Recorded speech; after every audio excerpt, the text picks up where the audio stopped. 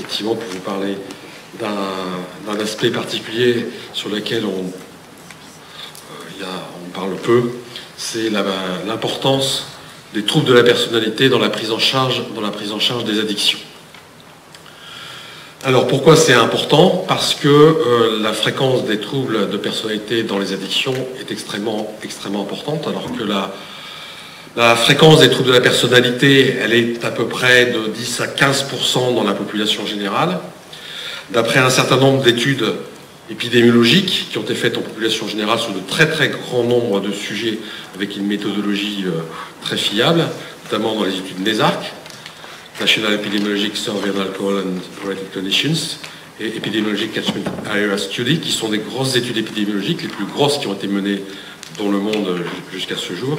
Eh bien, ces études ont montré que la fréquence des troubles de la personnalité était de 40% chez les patients alcoolodépendants, 60%, c'est-à-dire les 2/3, chez les patients qui ont une dépendance au cannabis, donc presque les 2/3, 43%, c'est-à-dire presque la moitié des sujets qui ont une dépendance à la cocaïne, et les 2/3 des sujets qui ont une dépendance à l'héroïne. Donc c'est énorme.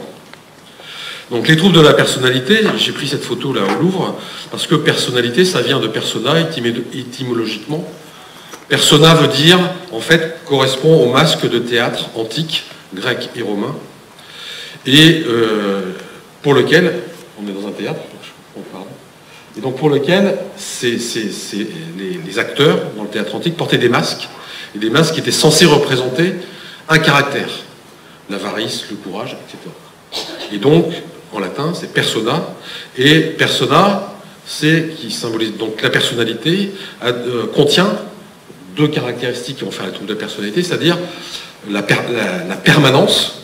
Donc quand on a un trouble de la personnalité, ça reste pour l'essentiel de pratiquement toute la vie. Et puis, deuxième chose, c'est la prévisibilité. C'est-à-dire que les troubles de la personnalité se caractérisent par des traits qui sont relativement rigides et qui font que, tellement rigides, que les attitudes, les comportements des sujets qui ont des troubles de la personnalité peuvent être prévisibles. Donc, extrêmement fréquent dans les addictions et tous les troubles de la personnalité. Et notamment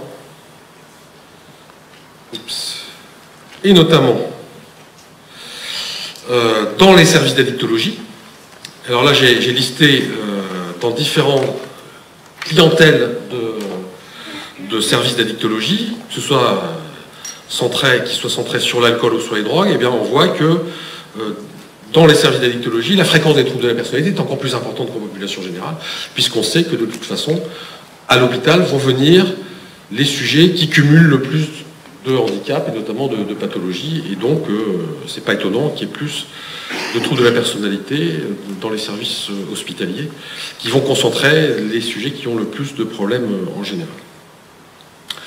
Et puis donc tous les troubles de la personnalité peuvent être rencontrés, donc il y a un certain nombre d'études qui ont montré que par exemple dans la dépendance à l'héroïne, il y a 25%, suivant les études, entre un quart et un tiers de sujets qui ont des troubles de la personnalité antisociale, je reviendrai après, troubles de la personnalité psychopathique, et tous les troubles de la personnalité peuvent être rencontrés, personnalité évitante, qu'on appelait auparavant phobique, étalémique, passive-agressive, paranoïaque, dépendante, histrionique, etc. Donc tous les troubles de la personnalité peuvent être rencontrés, mais particulièrement certains d'entre eux, notamment la personnalité antisociale, et également la personnalité borderline dont je vais parler ultérieurement. Donc la personnalité antisociale, c'est le trouble de la personnalité le plus fréquemment rencontré chez les sujets qui ont des addictions. Alors j'ai pas montré, mais il y a aussi des études qui ont montré que chez les patients alcoolodépendants et chez les patients dépendants au cannabis, on retrouve des fréquences similaires, à peu près autour de 30%, 40% des sujets alcoolodépendants ou dépendants au cannabis qui présentent des troubles de la personnalité dite antisociale qui correspondent dans la CM10, donc le DSM-4 et 5 servant généralement dans les études de recherche. En pratique, dans les hôpitaux, on utilise plutôt la CIM-10, donc de Classification internationale des maladies, donc de l'OMS, et qui nous sert à côté pour tous les médecins, de l'activité des services. Et donc là, ça correspond à la personnalité dissociale, ça revient à peu près au même, et ce qui correspond globalement à la personnalité psychopathique dans la nosographie classique française antérieure. Et alors, donc, la personnalité dite antisociale, elle représente, dans les études épidémiologiques internationales, donc 15% des sujets dépendants au cannabis, et même dans certaines études cliniques. Moi, j'avais fait une étude quand je travaillais à l'hôpital Sainte-Anne, parce que j'ai travaillé longtemps, 20 ans à l'hôpital Sainte-Anne au service d'addictologie. Ça correspondait à peu près à 30% des sujets dépendants au cannabis, un tiers des sujets dépendants aux opiacés, et 43% des cocaïnomanes, contre 3%, ou 1 à 3% dans la population générale, que ce soit en Europe ou aux États-Unis. Alors, dans les services d'addictologie, comme pour les autres troubles de la personnalité, les fréquences sont encore plus élevées, puisque on trouve généralement un quart à 30% des sujets qui sont dépendants aux opiacés dans les services d'addictologie qui suivent des sujets dépendants aux opiacés qui ont aussi une personnalité antisociale ou psychopathique, et donc qui se caractérisent donc notamment par un certain nombre de critères suivant la classification internationale, 5 parmi les 9, mais en particulier certains qui sont plus notables que d'autres, et notamment que j'ai souligné en vert, on ne les voit pas très bien, mais notamment le premier critère, le mode général de mépris et de transgression des droits d'autrui, autrement dit, le manque d'empathie. Le manque d'empathie, c'est-à-dire la difficulté ou l'impossibilité de repérer les états mentaux de l'autre, et surtout la souffrance de l'autre, ce qui fait qu'on va considérer les autres comme appartenant à des gens, on va dire, plutôt faibles, et notamment lorsqu'ils éprouvent des émotions, notamment de tendresse, comme quelque chose qui est plutôt faible. Et puis, ce qu'on connaît le plus souvent, c'est le deuxième critère, c'est l'incapacité de se conformer aux normes sociales, c'est donc tout ce qui est de l'ordre de la transgression, tendance à tromper par profit ou par plaisir, et puis surtout une dimension qui est importante, c'est l'impulsivité. L'impulsivité, sur laquelle je reviendrai après, et qui est le trait de personnalité connu pour favoriser les addictions, et qui, dans cette trouble de la personnalité-là, comme dans d'autres, notamment la personnalité à limite, va être le facteur qui va favoriser le plus les conduites addictives. J'y reviendrai après.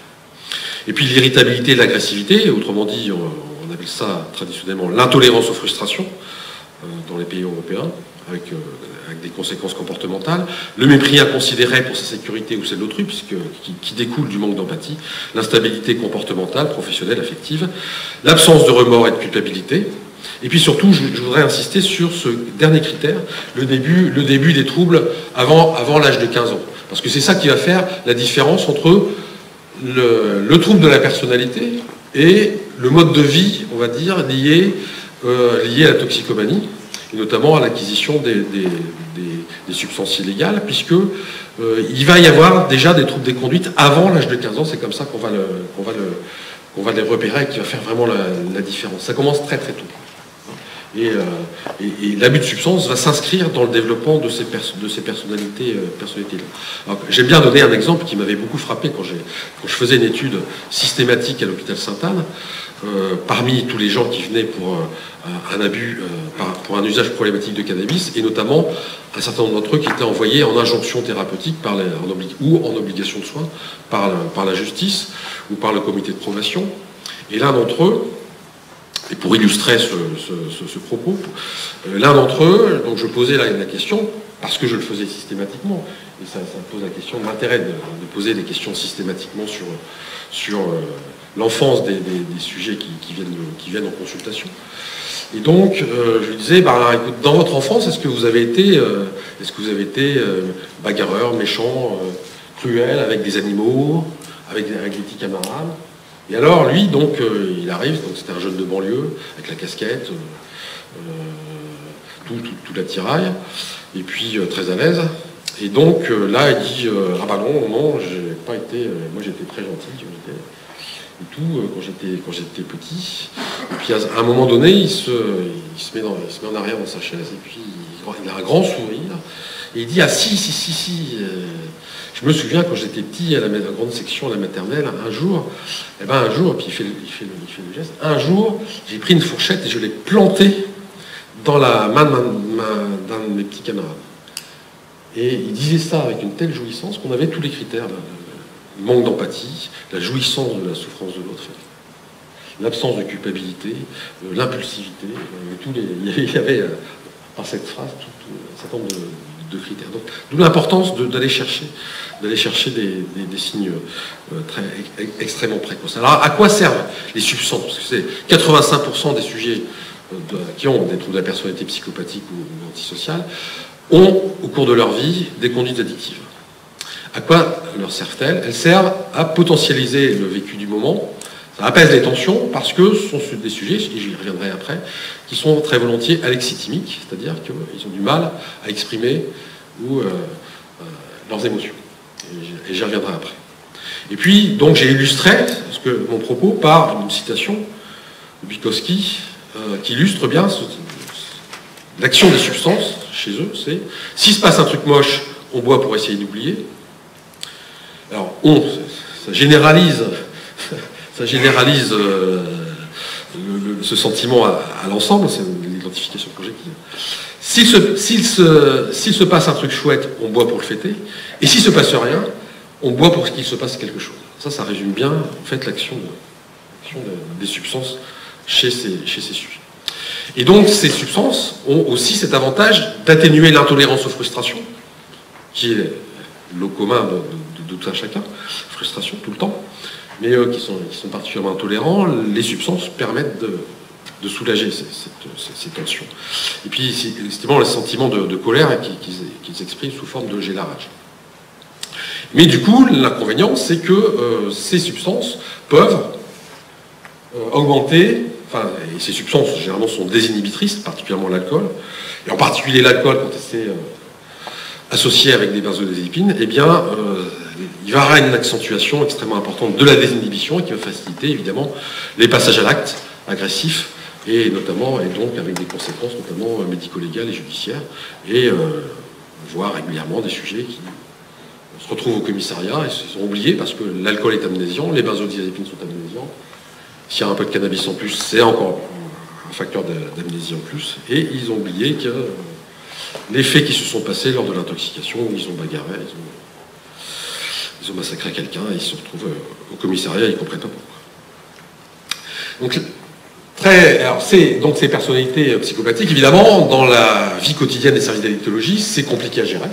C'est des sujets d'intolérance frustration qui sont revendicateurs, caractériels, et qui posent beaucoup de problèmes, dans la gestion quotidienne de ces patients, et je vais y revenir après dans la prise en charge.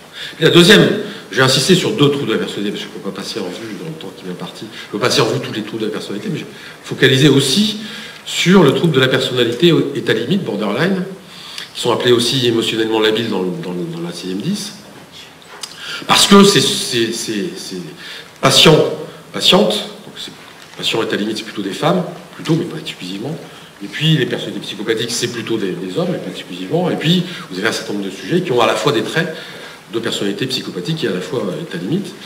Eh bien, ces patients sont caractérisés par un mode général d'instabilité, et donc qui se caractérise, donc il y a un certain nombre de critères, 5 manifestations parmi les 9. En général, quand on screen, souvent on s'aperçoit qu'on sous-estime la fréquence de ces pathologies, qui sont en réalité plus fréquentes qu'on ne le croit. Et donc c'est des efforts pour éviter les abandons réels et imaginés, l'instabilité des relations interpersonnelles, l'identité et l'image de soi incertaine. Qui suis-je? Je ne sais pas, il faut qu'on me le dise. Sinon, moi, tout ça, j'y arrive pas à me construire.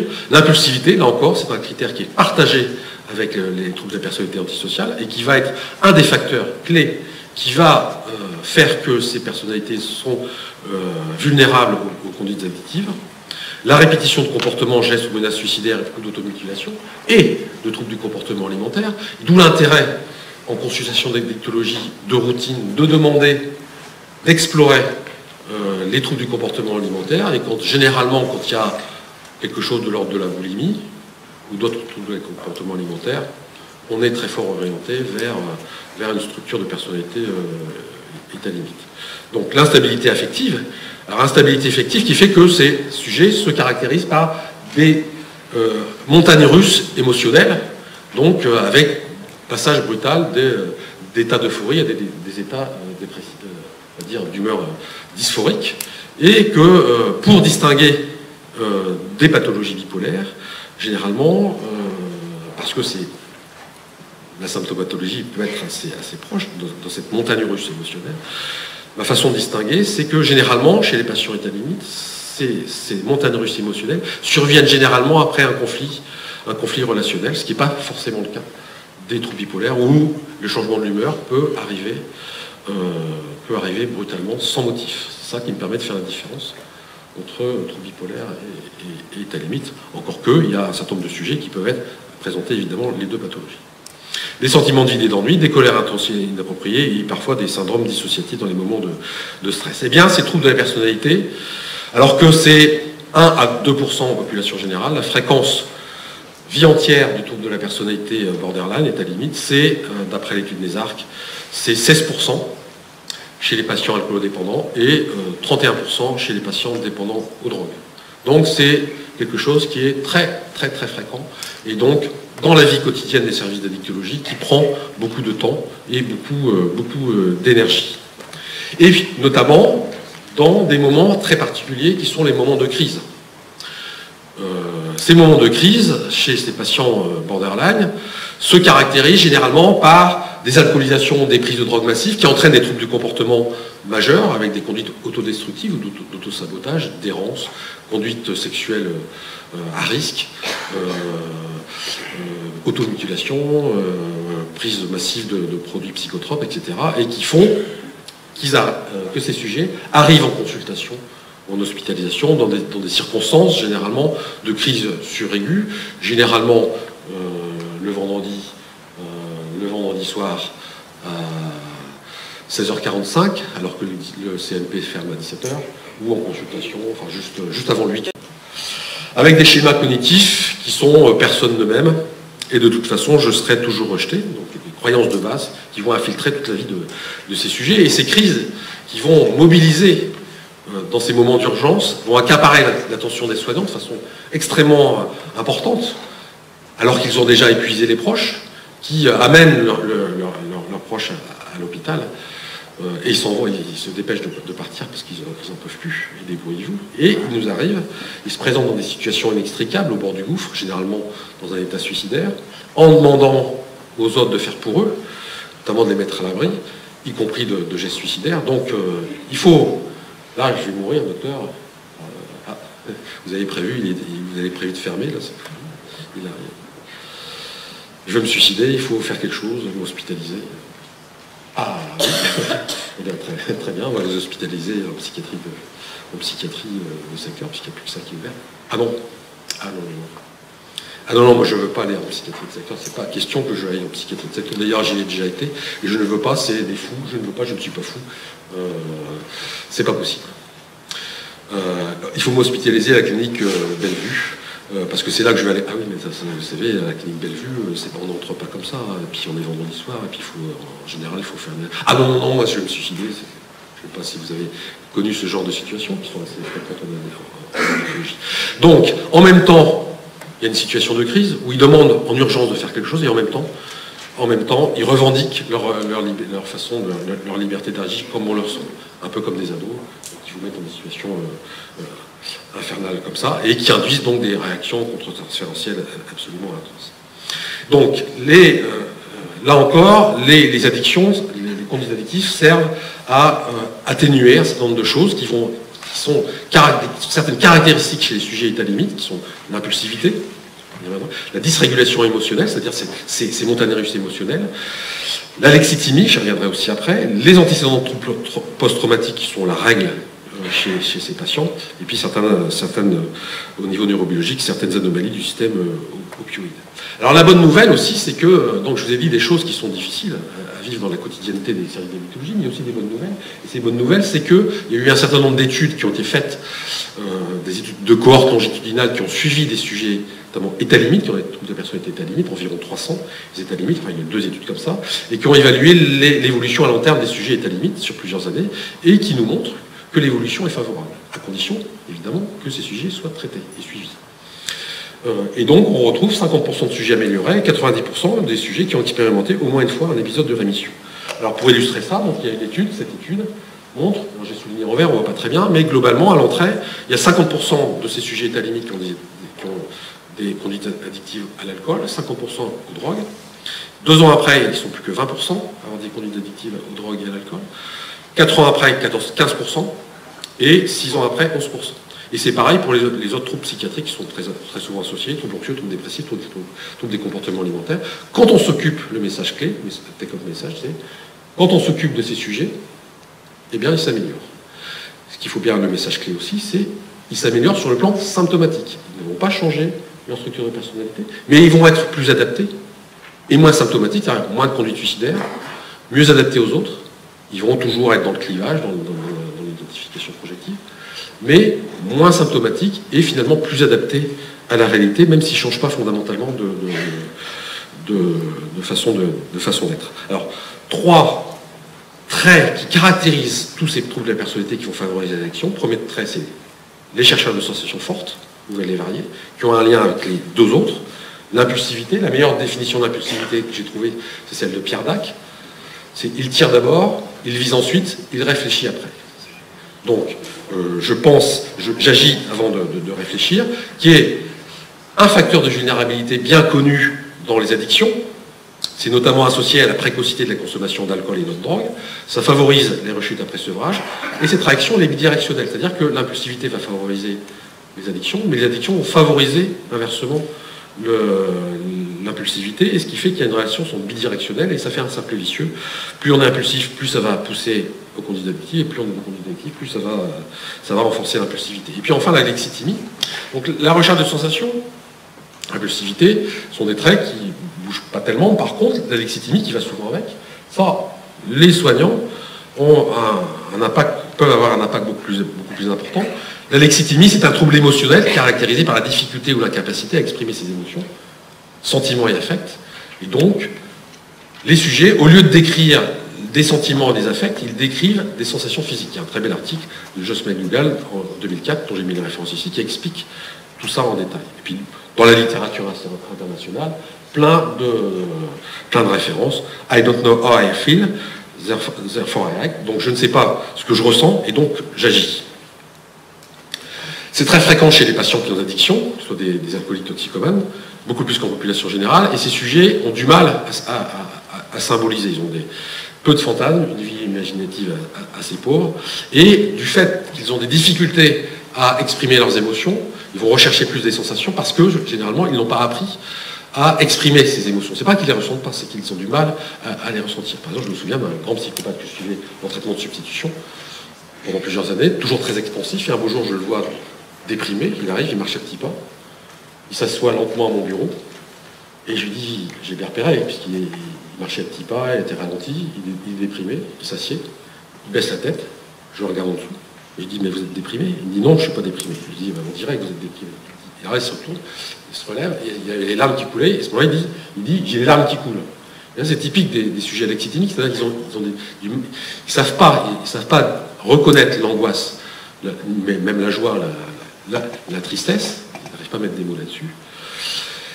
Ils vont rapporter les manifestations somatiques associées aux émotions. C'est-à-dire là, en l'occurrence, là, les larmes qui coulent. Ou ça peut être les boules dans la gorge, des choses comme ça. Donc ils vont décrire les choses, et c'est très important pour nous de prendre en compte ça, parce que si vous leur parlez d'émotions, ils ne comprennent pas. Pour eux, c'est du chimique. Il faut en tenir compte. Et pour ces gens, pour ces sujets, donc à la fois, généralement, ça va avec l'impulsivité et la recherche de sensations, dans les troubles de la personnalité dont j'ai indiqué tout à l'heure. Ce qui est très intéressant pour eux, c'est tout ce qui est les thérapies non-verbales, à expression artistique, la balnéothérapie, la thérapie par médiation animale, le mindfulness, qui sont très adaptés pour ces sujets-là, et qui vont les aider extrêmement fort à pouvoir retrouver l'expression des émotions, mais pas tout de suite, parce que c'est un travail assez long. Et je termine.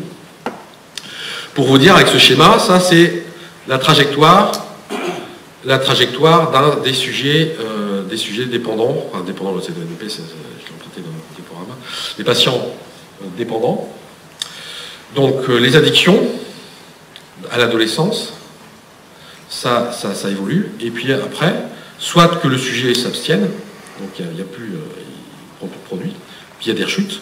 Donc au long cours, sur la vie entière, les sujets rechutent régulièrement.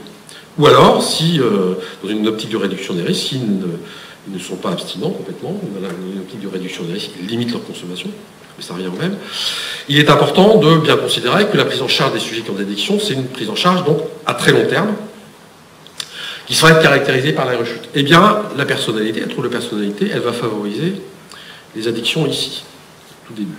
Et donc, c'est important de repérer que ces sujets se construisent aussi leur personnalité en même temps qu'avec les addictions, puisque les addictions vont leur permettre de s'adapter, d'avoir un vernis adaptatif à la réalité, au monde et aux autres, avec les substances, que dès lors qu'ils vont s'arrêter ou réduire leur consommation, va être important à gérer pour eux, parce que ça va être facile au niveau notamment de l'impulsivité, de l'intolérance aux frustrations et de l'alexithymie, c'est-à-dire de l'impossibilité à exprimer des émotions. Et que là, ça c'est un travail au long cours qui va expliquer, enfin entre autres, parce qu'il y a beaucoup d'autres choses, de personnalité, il y a beaucoup de choses à faire hein, dans le traitement des addictions, hein, puisqu'il y a la prise en charge strictement addictologique, il y a la prise en charge psychiatrique, la prise en charge somatique, il y a beaucoup de choses à faire en fonction de tous les stades de motivation, hein, de pré-contemplation quand les sujets ne veulent pas arrêter leur consommation, contemplation, préparation, action et consolidation, c'est-à-dire une fois après sevrage, eh bien, il y a beaucoup de choses à faire, il y a beaucoup de comorbidités psychiatriques, il y a beaucoup d'autres addictions, et j'ai souligné en rouge les troubles de la personnalité qui vont donc accompagner donc, ces sujets, j'en reviendrai, dans tout le processus. C'est un accompagnement qui va se faire tout le long du suivi des sujets, que ce soit au niveau avant, au début, pendant les conduites addictives, et aussi après, après abstinence ou après réduction des consommations. Ça va accompagner tout le temps la prise en charge des patients qui ont des addictions. Donc, pour conclure, les troubles de la personnalité sont extrêmement fréquents dans les addictions.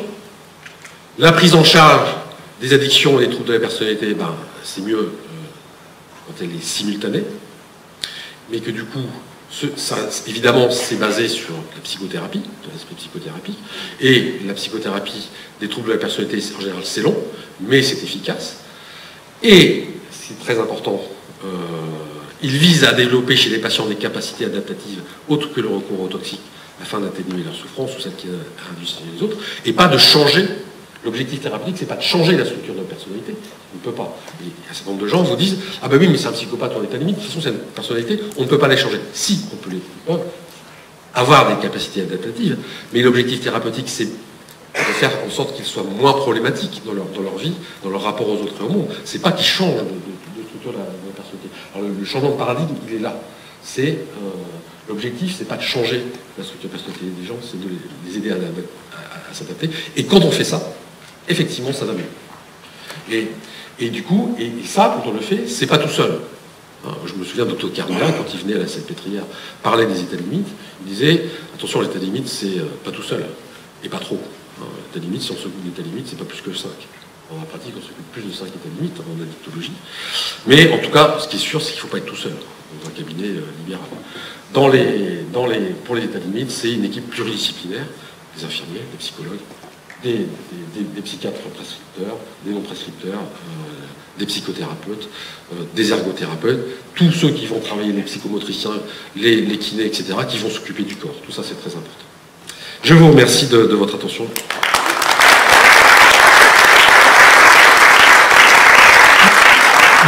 Je remercie le professeur Darvaux pour ces éclaircissements et puis ce retour détaillé sur le lien entre les addictions et les troubles de la personnalité. On voit que l'impulsivité est un trait de caractère bien fréquent et qui est source de rechutes addictifs et des troubles du comportement.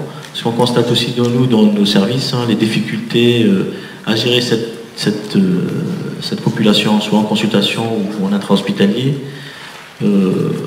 entre les sorties contre avis médicales, les fugues, le refus de soins et l'ambivalence. Donc c'est une population qui met en difficulté les équipes médico-soignantes dans les services de psychiatrie. J'ai eu juste une question par rapport à l'approche thérapeutique, sur l'impulsivité. Bon, comment on peut gérer une impulsivité Ah bah là c'est un travail long et psychothérapique et long et difficile, évidemment.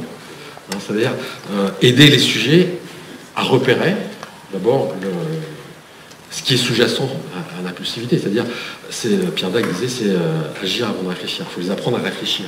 Et notamment avec toutes les conséquences entre les actes et les conséquences. Qu'est-ce qui se serait passé si vous n'avez pas tapé votre patron?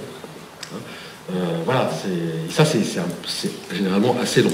Alors chez les psychopathes, c'est plutôt quelque chose de l'ordre de aider à repérer et à mettre des mots. Chez les états limites, c'est un peu différent. Chez les états limites, c'est plutôt des sujets qui sont submergés par tout un tas d'émotions qu'ils n'arrivent pas à contrôler et qui généralement leur rappellent, et notamment sous forme d'images qui sont associées généralement à des états de stress post-traumatique, des images de traumatisme antérieur, qui sont à la fois tellement intenses et tellement parasitants qu'ils ont également du mal à pouvoir dire que, moi j'ai des patients, ils mettent 6 mois avant de dire, bah ça, quand j'étais dans cette situation, je ressentais de la honte. Il faut 6 mois pour exprimer ça.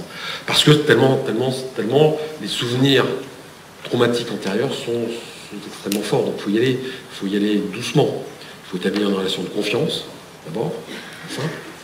Puis aller doucement, parce qu'ils ne comprennent pas. Ils ne sont pas sur le même niveau que nous. Pour nous, c'est familier. Pour nous, l'angoisse, la joie, la tristesse, c'est tellement naturel qu'on a tendance à oublier que certains sujets n'ont pas accès à ça. Je n'ai pas parlé de la temporalité aussi, parce que, évidemment, l'impulsivité, etc., c'est aussi une temporalité perturbée. C'est-à-dire qu'ils vivent, les sujets d'état limite et psychopathes, notamment, vivent dans un éternel présent. Et donc, dans le travail psychothérapique, c'est aussi l'apprentissage d'une temporalité qui est extrêmement perturbée. Nous c'est linéaire, mais eux, pas du tout. Merci. Oui, merci beaucoup. Une petite question, Alain. Si tu veux de la personnalité, est-ce qu'on ne peut pas se dire d'emblée qu'il y a un vrai souci et qu'il y a probablement beaucoup de biais, en dehors du fait que les troubles de la personnalité sont très difficiles à évaluer, que les échantillons sont différents, que les instruments utilisés sont des instruments, et on connaît très bien la grande variabilité qu'il y a dans les calculs de prévalence sur personnalité. Mais est-ce qu'il n'y a pas une grande confusion à ce niveau-là et que ce qui correspond plus à un profil cognitif est pris pour un trouble de la personnalité? Je m'explique. Tu as très bien parlé des dimensions impulsivité, alexithymie, dysrégulation émotionnelle. C'est exactement les mêmes profils cognitifs qu'on retrouve dans le trouble difficile de l'attention hyperactivité, qu'on trouve dans le trouble du comportement alimentaire. Donc, il y a quelque chose comme ça qui serait un peu transnosographique, mais qui n'est pas de l'ordre de la personnalité, mais plus d'un profil cognitif, d'un mode d'être cognitif. D'une part, et puis le deuxième biais intervient par rapport aux effets des substances elles-mêmes. On sait que l'alcool, les benzos, des tas de substances aggravent l'impulsivité, aggravent les manifestations émotionnelles, aggravent tous les aspects affectifs, et qu'il y a quelque chose comme ça d'un serpent qui se mord la queue, et ce qui donne des chiffres de 75-80% de psychopathes, de borderline, etc. Je réponds en 2 minutes, c'est ça. Donc oui, effectivement. Alors, j'ai pas dans mémoire vraiment de profil cognitif, mais ça a sûrement été fait. Enfin, le TDAH, dans ces personnalités-là, effectivement, c'est fréquemment associé. Alors évidemment, c'est difficile de faire la part des choses. Je suis bien d'accord avec toi. Surtout rétrospectivement, surtout chez l'adulte. Il y a des échelles, le FURS par exemple, qui permettent d'avoir une indication, mais pas de façon tout à fait formelle. Alors pour répondre à la deuxième question, c'est surtout les substances vont amplifier. C'est comme toujours, les addictions au départ sont prises, on va dire entre guillemets, j'aime pas trop ce mot-là, mais en automédication, ça atténue certains côtés pathologiques. Et puis c'est toujours comme ça avec les addictions, c'est qu'au début ça marche, et puis à la fin, plusieurs années après, ça provoque des phénomènes inverses, c'est-à-dire que ça aggrave généralement des comportements et des profils pathologiques. Hein, ça va aggraver considérablement la facilité des passages à l'acte, ça aggrave tout. Ça aggrave la dépression, ça aggrave l'anxiété, l'alcool, on entend aussi, mais aussi les troubles de la personnalité. Donc c'est une relation bidirectionnelle qui a un des cercles, c'est pas le seul, c'est un des cercles vicieux de l'addiction, c'est que au début ça marche, puis à la fin ça marche plus, ça fait même le.